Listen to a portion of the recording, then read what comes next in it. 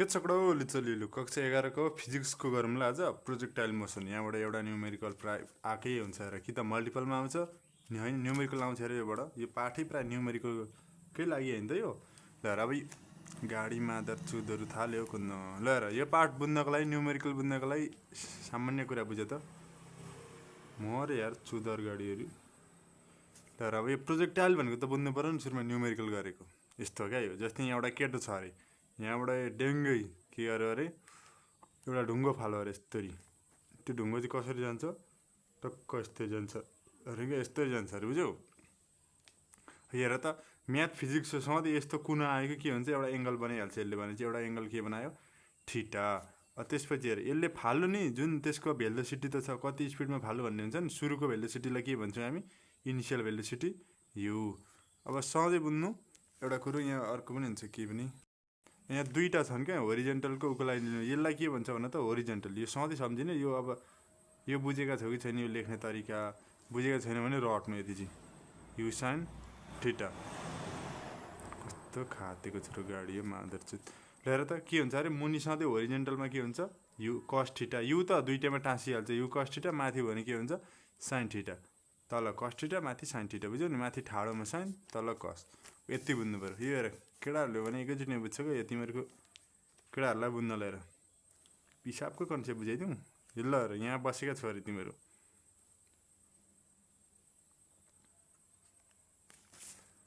ल अब जुन यहाँ पुग्छ नि यो यहाँ हेर त यो टप के छ यहाँ पुग्यो भने चाहिँ म्याक्सिमम हाइट हो क्या यसको यो म्याक्सिमम हाइट। कहिलेकाहीँ अब म्याक्सिमम हाइटसम्म कति डिस्टेन्स हुन्छ भन्यो भने होरिजेन्टल रेन्ज भन्ने छ नि एउटा। अब यहाँ फर्मुला लेख्छु अनि म बुझिहाल्छु। ल एउटा छ time of flight formula time of flight T equal to के हुन्छ 2u sin theta by G.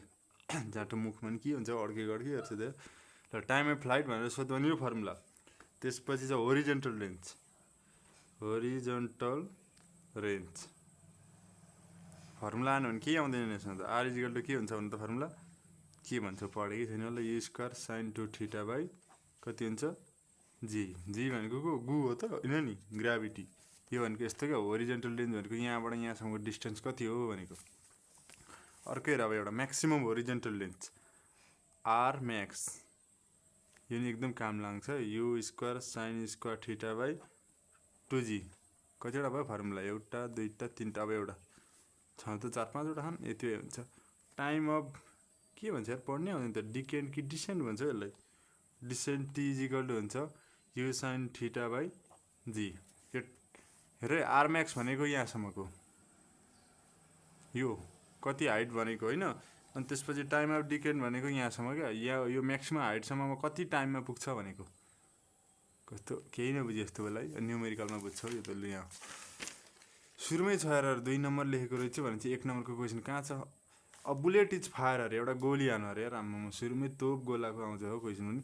With the velocity of 100 metre per second एउटा हेर फिगर बनाइदिइहालेँ मैले तिमीलाई। हेर त एउटा गोली हान्नु छ यहाँबाट यस्तो गएको छ गोली चाहिँ। ल गोलीको हेर त इनिसियल भेलोसिटी कति छ 100 भनेपछि यो कति रहेछ यु 100 मिटर पर सेकेन्ड। अनि एङ्गल पनि दिएको होला हेर from the ground at an angle of कति छ 60 degree with the horizontal range भन्यो नि। अब यो कति हुने भयो भने त यो यु हाम्रो के हुन्छ अरे formula you cos theta you भनेको कति छ 100 कति हुने भयो कस 60 कस लेख्ने आउँदैन जामालो। अनि ठाडो हेर त कति छ यु साइन थीटा यु भनेको कति छ 100 अनि साइन 60 यति हो। यसले अब हामीले के निकाल्नु calculate the horizontal range. Solution केटाहरूले त बुझ्यो न यहाँ यो पिसा फेरि यस्तै छ नि त यहाँबाट पिसा फेरि भने यस्तो जान्छ नि त्यही हो प्रोजेक्टाइल भनेको बुझ्यौ। सबैभन्दा सजिलो एक्जाम्पल त्यही लेखेर आउने एक्जाममा सक्ट फेरि ठ्याक्कै हो नि त यो केटो छ यस्तो हानिदियो भने नि यहाँ यस्तो जाँदैन त होइन। आफ्नै एक्जाम्पल हो नि बुझ न प्रोजेक्टाइल भनेकै आफ्नै एक्जाम्पल है पिसा फेरिदिएको एक्जाम्पल सम्झ। ल र यु कति छ अरे initial velocity 100 metre per second angle कति छ हेर त theta equal to 60 degree.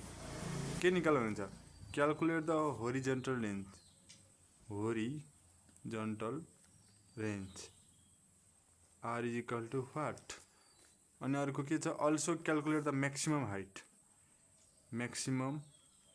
Height is equal to what.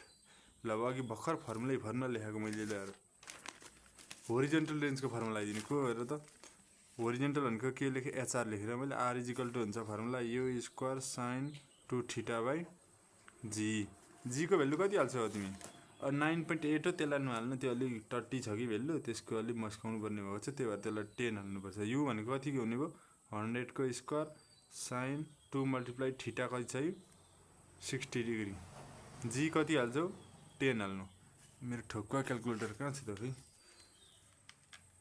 यो भनेको कति हुन्छ थोरै हुने रहेछ 100 को स्क्वायर भनेको 2 टा 3 टा 0 इन्टु 6 2 12 साइन 120 को भ्यालु कति हुन्छ √3/2 बाई 10 सबैलाई हाल्नु कति आउँछ 1 2 4 इन्टु √3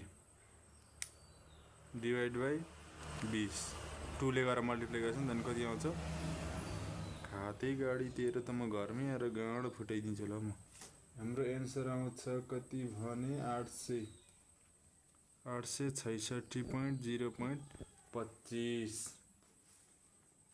मिटर आयो यो। अब अर्को के छ त म्याक्सिमम हाइटमा अब कुन फर्मुला आउँछ त एचएलले जनाउँछ नि हैन भर्खर यहाँ लेखिरहेको थिएँ मैले कहाँ गयो फर्मुला फेरि को छ यु स्क्वायर आर म्याक्स भनेको के अरु के यु स्क्वायर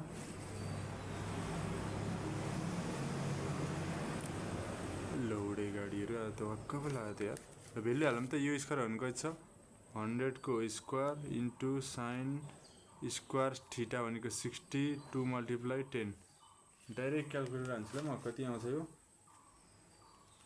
375 आउँदो रहेछ बुझ्यौ त्यसपछि यसको सक्यो यति नै हो मिटर यो त यति नै रहेछ बुझ्यो कि बुझेन हौ यति बुझ्यो भने त सकियो नि यहाँ त यसको काम पनि आएन है साह्रै यो अर्को क्वेशनमा काम दिन्छ यो छ नि यो जुन यो बुझिराख भनेर ठाडो भनेको साइन थीटा हुन्छ तेर्सो भने कस थीटा बुझ्यौ अर्को क्वेशनमा ल रियली धेरै इम्पोर्टेन्ट छ यो कम्ती 4 चोटि आएको रहेछ यार अलि यसलाई फोकस गर है अ प्रोजेक्टाइल इज फायर भनेको त्यही ढुङ्गा मुढा नै हानु भने जस्तै हो क्या यो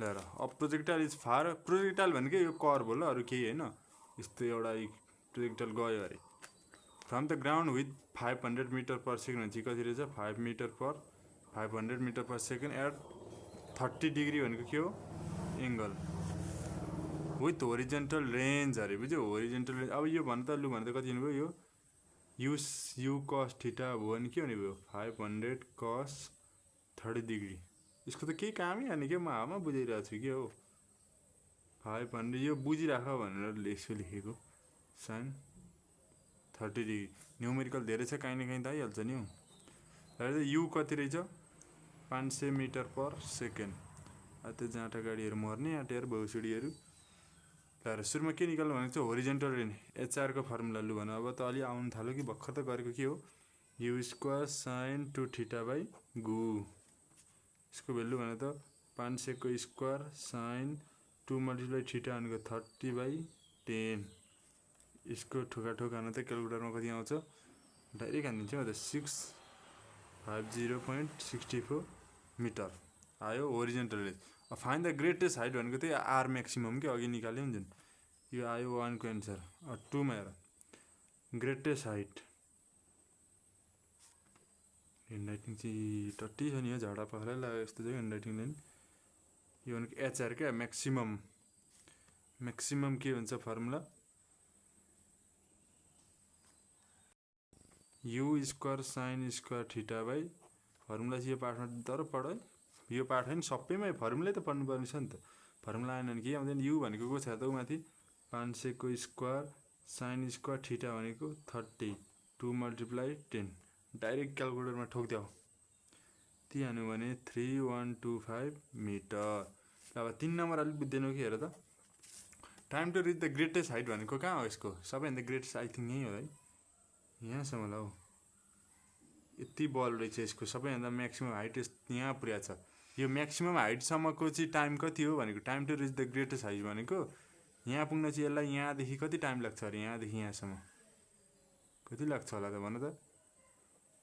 त्यही फर्मुला लगाइदिने, त्यही भनेको टाइम डिकेन्ड कि टाइम डिकेन्ड भनेको फर्मुला लेखेर थिएँ नि मैले, यो क्या टाइम अफ डिकेन्ड कि डिसेन्ट हो यो, T is equal to u sine theta वाला फर्मुला क्या,